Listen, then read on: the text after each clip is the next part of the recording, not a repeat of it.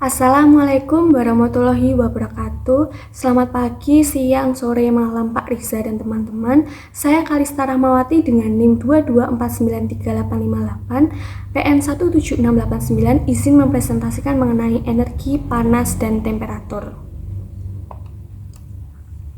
Lautan memegang peranan sentral dalam sistem iklim global karena berfungsi sebagai penyimpan dan distributor energi raksasa yang mengatur cuaca dan iklim di seluruh planet. Untuk memahami bagaimana lautan melakukan fungsi tersebut, maka kita perlu memahami 3 konsep dasar yang saling terkait, yaitu energi, panas, dan temperatur. Yang pertama adalah energi. Energi adalah kemampuan untuk melakukan usaha atau kerja. Dalam klimatologi laut, sumber energi utama adalah radiasi matahari. Hampir semua energi yang masuk ke sistem bumi berasal dari matahari dalam bentuk radiasi elektromagnetik gelombang pendek. Terdapat interaksi dengan permukaan laut, yaitu ketika radiasi matahari mencapai permukaan laut terjadi 3 proses utama. Yang pertama adalah refleksi atau pantulan.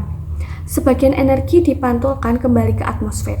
Kemampuan suatu permukaan untuk memantulkan radiasi disebut sebagai albedo.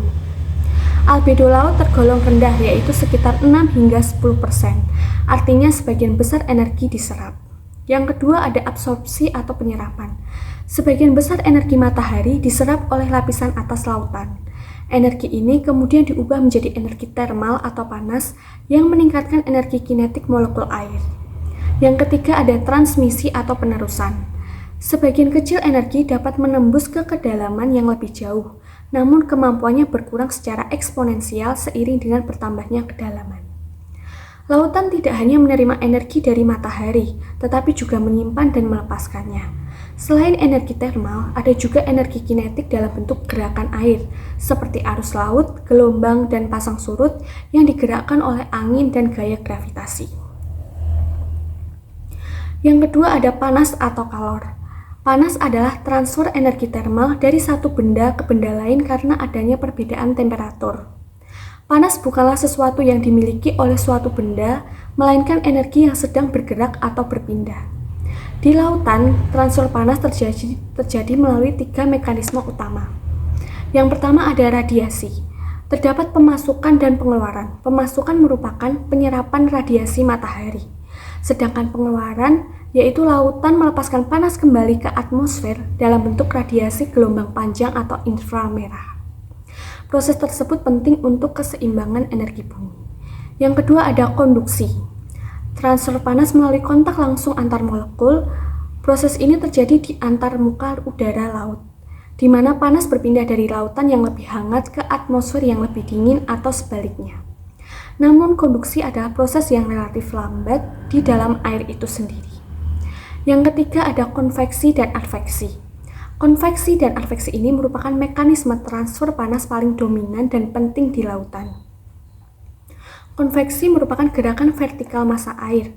Air permukaan yang lebih hangat dan kurang padat akan cenderung tetap di atas, sementara air yang dingin, misalnya di daerah kutub, menjadi lebih padat dan tenggelam. Sedangkan adveksi merupakan gerakan horizontal massa air yang lebih dikenal sebagai arus laut. Yang ketiga ada temperatur. Temperatur adalah ukuran derajat panas atau dinginnya suatu benda. Secara fisis, ini adalah ukuran rata-rata energi kinetik dari molekul-molekul dalam suatu zat. Temperatur menunjukkan intensitas energi termal, tetapi bukan jumlah total energi itu sendiri. Distribusi temperatur di lautan sangat bervariasi, baik secara horizontal maupun vertikal. Yang pertama ada distribusi horizontal, meliputi temperatur permukaan laut paling tinggi di daerah ekuator sekitar 25 hingga 30 derajat Celcius karena menerima insolasi matahari paling intens. Kemudian temperatur menurun secara bertahap menuju kutub, di mana bisa mencapai titik beku air laut sekitar -2 derajat Celcius. Pola tersebut dimodifikasi oleh arus laut. Arus hangat membawa air dari ekuator ke lintang yang lebih tinggi dan sebaliknya. Yang selanjutnya ada distribusi vertikal atau struktur termal lautan. Lautan secara umum memiliki 3 lapisan temperatur utama. Yang pertama ada lapisan permukaan. Lapisan permukaan berada pada kedalaman 0 hingga 200 meter. Temperaturnya relatif hangat dan seragam karena terus-menerus diaduk oleh angin dan gelombang. Lapisan ini berinteraksi langsung dengan atmosfer. Kemudian yang kedua ada termokline. Termokline merupakan lapisan transisi di bawah lapisan permukaan. Termokline ini dicirikan oleh penurunan temperatur yang sangat cepat seiring dengan bertambahnya kedalaman. Termokline berfungsi sebagai penghalang yang membatasi pertukaran vertikal antara air permukaan yang hangat dan air dalam yang dingin. Yang ketiga ada lapisan dalam. Lapisan dalam ini berada di bawah termokline hingga ke dasar laut. Temperaturnya sangat dingin, sekitar 0 sampai 4 derajat Celcius, dan relatif seragam di seluruh dunia. Air di lapisan ini berasal dari daerah kutub yang tenggelam dan bergerak sangat lambat dalam sirkulasi termohaline global. Selanjutnya terdapat hubungan energi, panas, dan temperatur serta peran dalam iklim.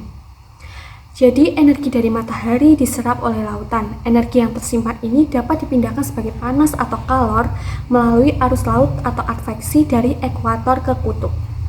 Temperatur merupakan indikator yang dapat digunakan untuk mengukur seberapa banyak energi termal yang ada di suatu lokasi di lautan. Nah, perbedaan temperatur tersebut yang menggerakkan sirkulasi laut dan atmosfer. Panas yang dilepaskan oleh lautan ke atmosfer mempengaruhi pola cuaca, membentuk badai, dan mengatur iklim regional dan global. Sekian dari saya, terima kasih. Wassalamualaikum warahmatullahi wabarakatuh.